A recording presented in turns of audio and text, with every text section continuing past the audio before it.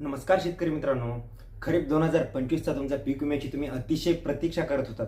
ती प्रतीक्षा अखेर संपुष्टात आलेली आहे. म्हणजेच तुमचा खरीपचा 2025चा पीक विमा अखेर खात्यावर जमा व्हायला सुरुवात झालेली आहे. त्यामध्ये बघा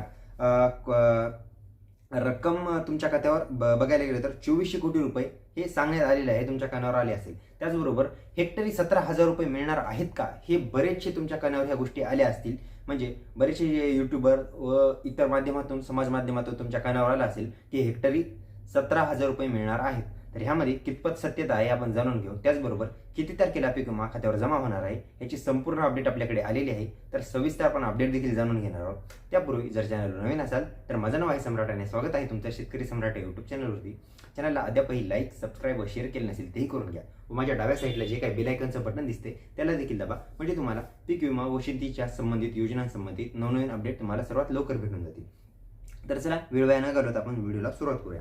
तर बघा शेतकरी मित्रांनो, चांगली न्यूज तर ही आलेली आहे. कारण बघा 2400 कोटी रुपये हे 2400 कोटी रुपये हे अर्थसंकल्पीय अधिवेशन आता जे झालेलं आहे त्या अधिवेशनामध्ये हे फायनल झालेलं आहे की 2400 कोटी रुपये 2025च्या पीक विम्यासाठी मिळणार आहेत. तर यामध्ये बघा 12 पीक आहेत. त्यामध्ये सोयाबीन आहे, मूग आहे, उडीद, कापूस, तूर आणि इतर असे टोटल मिळून 12 पीक आहेत. आता नावं घेत बसत नाही मी. तर 12 पीक आहेत. त्यामध्ये बघा राहिला विषय 2 पिकाचा, म्हणजे कापूस आणि तूर ह्यांची पीक कापणी प्रयोग हे पूर्ण झालेले नाहीयेत. म्हणजे ह्या दोन्ही पिकांना आत्ताच पीक विमा भेटणार नाही. या 2 पिकांचा पीक विमा ह्यानंतर भेटणार आहे. कधी भेटणार आहे ते तुम्हाला चॅनलवर नक्कीच सांगण्यात येईल. त्यासाठी चॅनलचं बेल आयकॉन आणि सबस्क्राईब बटन दाबून ठेवा. तर बघा यामध्ये हे 2 पिकं वगळता राहिलेल्या 10 पिकांचा पीक विमा हे भेटणार आहे. तर ह्यामध्ये बघा 24 लाख शेतकरी संख्या आहे. 24 लाख शेतकरी संख्या आहे. त्यामध्ये 17,000 रुपये प्रति हेक्टर अशी बऱ्याचशा शेतकऱ्यांची अपेक्षा आहे. म्हणजे बऱ्याचशा शेतकऱ्यांचे देखील कानावर आले की 17,000 रुपये प्रति हेक्टर मिळणार आहे. पण रक्कम आणि शेतकरी संख्या पाहता ही रक्कम तुम्हाला 17,000 रुपये भेटणार नाहीये. यामध्ये रक्कम कमी जास्त होऊ शकते. ती वाटप झाल्यानंतर तुम्हाला कळेल. तर ही रक्कम बघा वाटप कधी होणार आहे, सर्वात मोठा प्रश्न आहे बघा. तर बघा 7 मार्च हा दिवस तर आलेला आहे.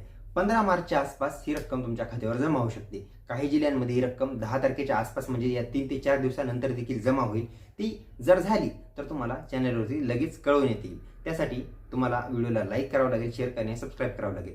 आणि त्याचबरोबर बघा तुमची अपेक्षा 17,000ची होती. पण पाहायला गेलं तर 17,000 रुपये हे मुख्यमंत्र्यांनी क्लिअरली सांगितलेलं आहे की 17,000 रुपयाच्या आसपास काही रक्कम होणार नाही. यामध्ये बदल ह्या प्रकारचा पाहायला गेलं तर रक्कम कमी किती एक्झॅक्ट होईल हे अद्याप स्पष्ट नाही, पण जमा होणार आहे.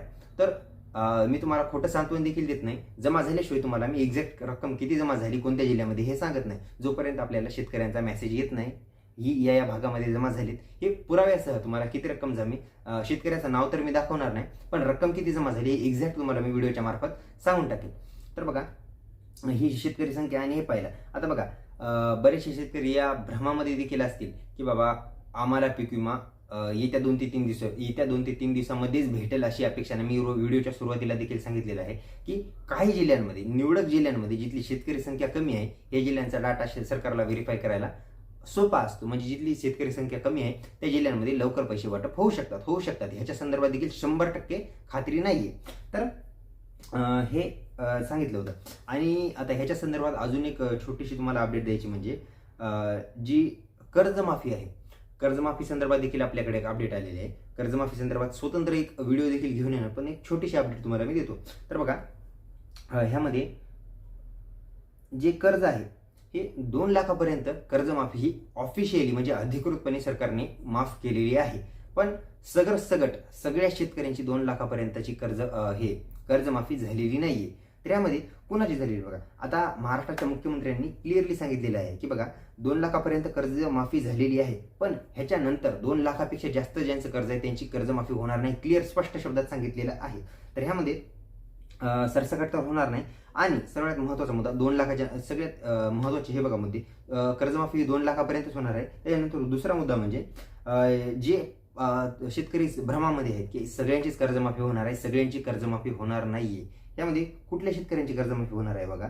मुख्यमंत्री फडणवीस यांनी सांगितले की जेवढे पात्र शेतकरी आहेत तेवढ्याच शेतकऱ्यांची 2 लाखापर्यंतची कर्जमाफी होणार आहे. बाकी शेतकऱ्यांची 1 रुपयाही कर्जमाफी होणार नाहीये. यामध्ये पाहायला गेलं तर हे सरकारच्या दृष्टीने अतिशय चुकीचं पाऊल आहे. कारण बऱ्याचशा शेतकऱ्यांना या गोष्टी संदर्भात माहिती देखील नव्हती. काही शेतकरी तेवढे अवेअर नसतात जेवढे बाकी शेतकरी आहेत. काहींजवळ यूट्यूब नसतं, समाज माध्यमांची पुरवणी नसते. अशा शेतकऱ्यांचं अतिशय वाईट वाटतं. कारण पाहायला गेलं तर सरकारचं एवढं करत आहे म्हणल्यावर काही शेतकऱ्यांचा देखील सरकारने विचार करायला पाहिजे होता. हे अतिशय चुकीचं आहे आणि या सरकारच्या विरोधात आपण या आधी देखील बोललेलो आहे. काहींना वाटत असेल की सरकारच्या विरोधात हा यूट्यूबर बोलतोय, पण मी एकटाच नाही, बाकी शेतकरी, बाकी यूट्यूबर देखील बोलत आहेत. आणि चुकीला चूक म्हणणं हे जर तुम्हाला ॲक्सेप्ट करायचं नसेल, म्हणजे चूक आहे त्याला चूक म्हणावंच लागेल. ही काहीही असो, कितीही म्हणजे तुम्ही कुठल्याही पार्टीचे समर्थक का असे ना, चुकीला चूक म्हणावंच लागेल. त्याचबरोबर ज्यांना चूक वाटत नाही, तुम्ही स्वतःचा डाटा, तुम्ही स्वतःचाच तुमचा पैसा बघा एकदा. म्हणजे तुमचा 2021-22चा पीक विमा आता व्हायला जमा लागलाय. म्हणजे 4 वर्षानंतर जर तुमच्या पैशाचे, हक्काचे पैसे, काडी मोलाचे तुमचे पैसे पाहायला गेले तर एवढे कमी बोटावर मोजण्या इतके तुमचे पैसे भेटत आहेत. म्हणजे 2000, 3000, 1600-1700 रुपये हे होणार आहेत. तर बघा, हे तुम्हाला ह्याच्यामार्फत सरकारच्या ह्याच्यात सांगितलेलं आहे. तर ह्याच्यामध्ये पाहायला गेलं तर आता मी तुम्हाला शेतकरी संख्या देखील सांगितलेली आहे. पीक ज्या पिकांची पीक पाहणी राहिलेली आहे ते पिकांची नावं देखील सांगितलेली आहेत. म्हणजे कापसाचा आणि तुरीचा पीक विमा आता जमा होणार आहे. तुम्हाला कधी होणार आहे ते चॅनलच्या मार्फत मी सविस्तर नंतर सांगून टाकेल. तर बघा, एवढं सांगितलं होतं. आणि अजून ह्याच्या संदर्भात महत्त्वाची अपडेट म्हणजे बरेचसे शेतकरी माहीत आहेत की बघा, धाराशिवचा पीक विमा कधी मंजूर होणार आहे 2021 ते 24 पर्यंतचा. बघा, धाराशिवच्या अतिशय डिटेलमध्ये व्हिडिओ चॅनलवरती केलेला आहे. म्हणजे धाराशिव जिल्ह्यांची जी तालुक्यांची व गावांची मंडळानुसार यादी काय आली होती त्या यादी संदर्भात एक व्हिडिओ चॅनलवरती आपण ऑलरेडी बनवून टाकलेला आहे. तो व्हिडिओ तुम्ही जाऊन डिटेलमध्ये पाहू शकता. त्यामध्ये जवळपास पाहायला गेलं तर 51 गावांची यादी आपल्याकडे होती. त्या यादी संदर्भात अपडेट दिली होती. त्या गावांव्यतिरिक्त बाकी जिल्ह्यांची जी काही अपडेट आहे ती देखील हळूच चॅनलवरती देण्यात येणार आहे. चॅनलला सबस्क्राईब आणि लाईक तुम्ही करून ठेवा. म्हणजे तुम्हाला ह्याच्यानंतर, कारण बरेचसे शेतकरी व्हिडिओला पाहतात पण लाईक करत नाहीत, व्हिडिओला त्या संदर्भात देखील वाईट वाटतं. तुम्ही पहा, लाईक करा, शेअर करा. जास्तीत जास्त तुमचे बाकी शेतकरी जे बांधव आहेत त्यांच्यापर्यंत देखील व्हिडिओची माहिती पोहोचत जा. म्हणजे चॅनल व्हिडिओ पण चालून जाईल आणि तुमच्यापर्यंत माहिती भेटून जाईल. तर बघा, ह्याच्यामध्ये बाकी जिल्ह्यांचं आणि फळपीक विम्याच्या संदर्भात एक अपडेट दिली होती. बघा, 259 कोटी हे 4 जिल्ह्यांसाठी, म्हणजे चंद्रपूर, भंडारा, गोंदिया आणि गडचिरोली ह्या जिल्ह्यांसंदर्भात मी अपडेट दिली होती. या जिल्ह्यांमध्ये फळपीक विमा पहिला टप्पा वितरित झालाय. त्यानंतर दुसरा टप्पा होणार आहे.